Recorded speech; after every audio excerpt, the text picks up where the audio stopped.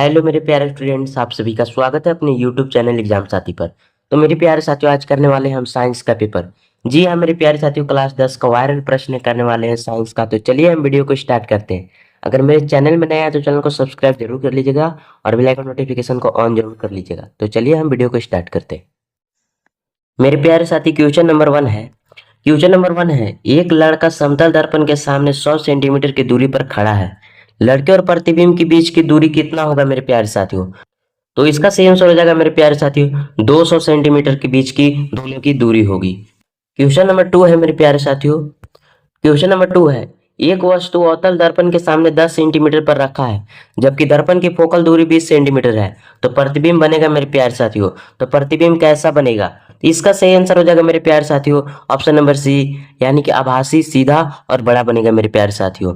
Question number 3 है मेरे प्यारे साथियों, किस दर्पण की दृष्टि क्षेत्र विस्तृत होती है? तो इसका सही आंसर हो जाएगा मेरे प्यारे साथियों उत्तल दर्पण की दृष्टि क्षेत्र विस्तृत होती है। क्वेश्चन नंबर 4 है मेरे प्यारे साथियों, एक लेंस की क्षमता 2.5 डायोप्टर है, यह लेंस होगा। तो इसका सही आंसर हो जाएगा मेरे प्यारे साथियों ऑप्शन नंबर ए, यानी कि उत्तल लेंस होगा। क्वेश्चन नंबर 5 है मेरे प्यारे साथियों। क्वेश्चन नंबर 5 है, किस लेंस का फोकस आभासी होता है? क्वेश्चन नंबर 5 है मेरे प्यारे साथियों, किस लेंस का फोकस आभासी होता है? तो इसका सही आंसर हो जाएगा ऑप्शन नंबर ए, अवतल लेंस का फोकस आभासी होता है। क्वेश्चन नंबर 6 है मेरे प्यारे साथियों, वायु से गमन करती प्रकाश की एक किरण जल में तिरछी प्रवेश करती है, तो प्रकाश किरण कैसी होगी मेरे प्यारे साथियों? तो ये होगी अभिलंब की ओर झुकेगी मेरे प्यारे साथियों। क्वेश्चन नंबर 7 है मेरे प्यारे साथियों, नेत्र द्वारा रेटिना पर किसी वस्तु का कैसा प्रतिबिंब बनाता है मेरे प्यारे साथियों? तो इसका सही आंसर हो जाएगा मेरे प्यारे साथियों ऑप्शन नंबर ए, यानी कि वास्तविक एवं उल्टा बनाता है।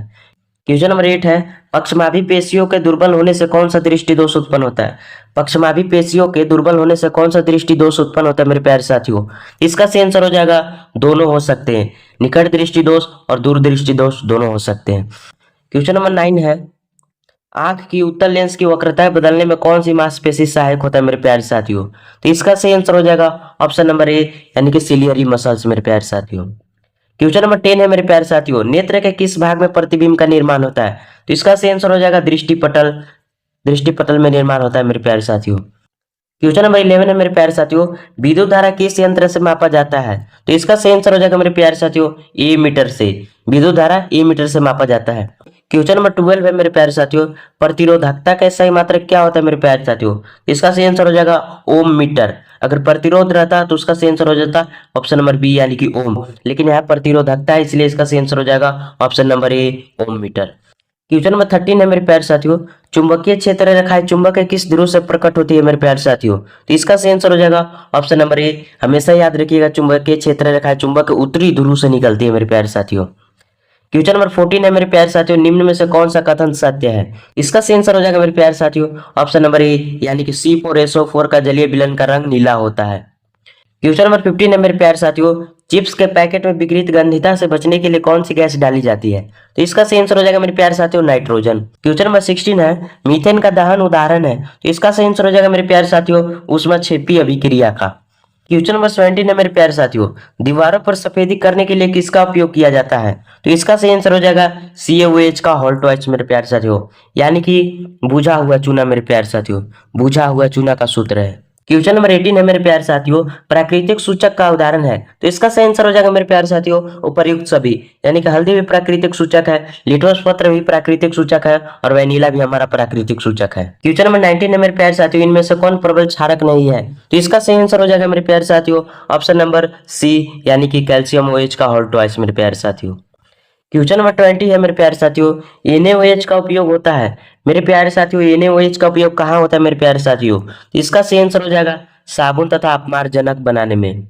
क्वेश्चन नंबर 21 है, मेथनोइक अम्ल किसमें पाया जाता है मेरे प्यारे साथियों, यानी कि मेथनोइक अम्ल किसमें उपस्थित रहता है? तो इसका सही आंसर हो जाएगा मेरे प्यारे साथियों दोनों में, यानी कि लाल चींटी के डंक में और नेटल डंक में भी। क्वेश्चन नंबर 22 है मेरे प्यारे साथियों, स्वतंत्र अवस्था में पाए जाने वाले धातु कौन है? इसका सही आंसर हो जाएगा मेरे प्यारे साथियों ऑप्शन नंबर सी, यानी कि दोनों, गोल्ड और सिल्वर दोनों स्वतंत्र अवस्था में पाया जाता है मेरे प्यारे साथियों। क्वेश्चन नंबर 23 है मेरे प्यारे साथियों, धातु जल के साथ अभिक्रिया करके कौन सी गैस उत्पन्न करती है? तो इसका सही आंसर हो जाएगा हाइड्रोजन गैस मेरे प्यारे साथियों। क्वेश्चन नंबर 24 है मेरे प्यारे साथियों, स्वतंत्र अवस्था में पाए जाने वाले धातु। तो इसका सही आंसर हो जाएगा मेरे प्यारे साथियों ऑप्शन नंबर डी, यानी कि कॉपर, सिल्वर और गोल्ड। क्वेश्चन नंबर 25 है मेरे प्यारे साथियों, स्वतंत्र अवस्था में पाए जाने वाले धातु है। इसका सही आंसर हो जाएगा मेरे प्यारे साथियों कॉपर। क्वेश्चन नंबर 26 है मेरे प्यारे साथियों, निम्न में से कौन सा कथन असत्य है। तो इसका सही आंसर हो जाएगा मेरे प्यारे साथियों ऑप्शन नंबर डी, यानी कार्बन में समावयवता का गुण नहीं पाया जाता है। यहाँ पे लिखा गया नहीं पाया जाता है, लेकिन पाया जाता है। क्वेश्चन नंबर 27 है मेरे प्यारे साथियों, आवर्त सारणी में बाएं से दाईं ओर जाने पर निम्न प्रवृत्ति दिखाई पड़ती है। तो इसका सही आंसर हो जाएगा मेरे प्यारे साथियों ऑप्शन नंबर बी, यानी कि संयोजकता में वृद्धि होती है। क्वेश्चन नंबर 28 है मेरे प्यारे साथियों, पादप में जल का वहन के लिए उत्तरदायी कौन है मेरे प्यारे साथियों। तो इसका सही आंसर हो जाएगा ऑप्शन नंबर ए, यानी कि जाइलम। क्वेश्चन नंबर 29 है मेरे प्यारे साथियों, मछली के हृदय में कोष्ठ की संख्या कितनी होती है। तो इसका सही आंसर हो जाएगा मेरे प्यारे साथियों ऑप्शन नंबर ए, यानी कि दो कोष्ठ पाई जाती है मछली में मेरे प्यारे साथियों। क्वेश्चन नंबर 30 है मेरे प्यारे साथियों, निम्न में से किसका संबंध उत्सर्जन तंत्र से है। तो इसका सही आंसर हो जाएगा ऑप्शन नंबर डी, यानी कि आधारी निस्यंदन एकक, कोशिका गुच्छक और चयनित पुनर्वशोषण। क्वेश्चन नंबर 31 है मेरे प्यारे साथियों, रक्त दाब किस यंत्र से मापा जाता है। तो इसका सही आंसर हो जाएगा मेरे प्यारे साथियों स्फाइगोमैग्नोमीटर। स्फाइगोमैग्नोमीटर हो जाएगा मेरे प्यारे साथियों। क्वेश्चन नंबर 32 है मेरे प्यारे साथियों, कौन सा हार्मोन अधिवृक्क ग्रंथि से स्रावित होता है। तो इसका सही आंसर हो जाएगा मेरे प्यारे साथियों एड्रेनलिन। क्वेश्चन नंबर 33 है मेरे प्यारे साथियों, वृद्धि हार्मोन कहाँ से स्रावित होता है। तो इसका सही आंसर हो जाएगा पीयूष ग्रंथि से। क्वेश्चन नंबर 34 है मेरे प्यारे साथियों, बीजाणु जनित रोग है। बीजाणु जनित रोग कौन है मेरे प्यारे साथियों। इसका सही आंसर हो जाएगा मेरे प्यारे साथियों ऑप्शन नंबर सी, यानी कि वाट और HIV एड्स दोनों विषाणु जनित रोग है। क्वेश्चन नंबर 35 है मेरे प्यारे साथियों, प्लेसेंटा की संरचना कैसी होती है मेरे प्यारे साथियों। तो इसका सही आंसर हो जाएगा तस्तरी नुमा होती है। क्वेश्चन नंबर 36 है मेरे प्यारे साथियों, क्वेश्चन नंबर 36 है, निम्न में से कौन जीवाश्म का उदाहरण है मेरे प्यारे साथियों। क्वेश्चन नंबर 36 है, निम्न में से कौन जीवाश्म का उदाहरण है।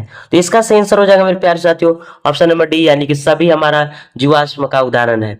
क्वेश्चन नंबर 37 है मेरे प्यारे साथियों, निम्न में से कौन बौने पौधों को दर्शाता है। इसका सही आंसर हो जाएगा मेरे प्यारे साथियों ऑप्शन नंबर सी, यानी कि छोटा टी और स्मॉल टी।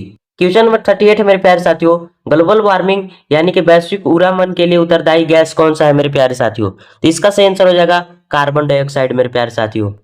क्वेश्चन नंबर 39 है मेरे प्यारे साथियों, निम्न में से कौन कृत्रिम परितंत्र का उदाहरण है मेरे प्यारे साथियों। तो इसका सही आंसर हो जाएगा ऑप्शन नंबर सी, यानी खेत और बागवानी हमारा कृत्रिम परितंत्र है मेरे प्यारे साथियों। क्वेश्चन नंबर 14 और लास्ट है मेरे प्यारे साथियों, बायोगैस का मुख्य घटक कौन है। तो इसका सही आंसर हो जाएगा ऑप्शन नंबर सी, यानी कि मीथेन गैस CH4। अगर आप मेरे चैनल में पहली बार आए तो चैनल को सब्सक्राइब जरूर कर लीजिएगा और बेल आइकन नोटिफिकेशन को ऑन कर लीजिएगा, ताकि एग्जाम से रिलेटेड जितने भी वीडियो बने सबसे पहले आप तक पहुंचे। तो चलिए मिलते हैं नेक्स्ट वीडियो में।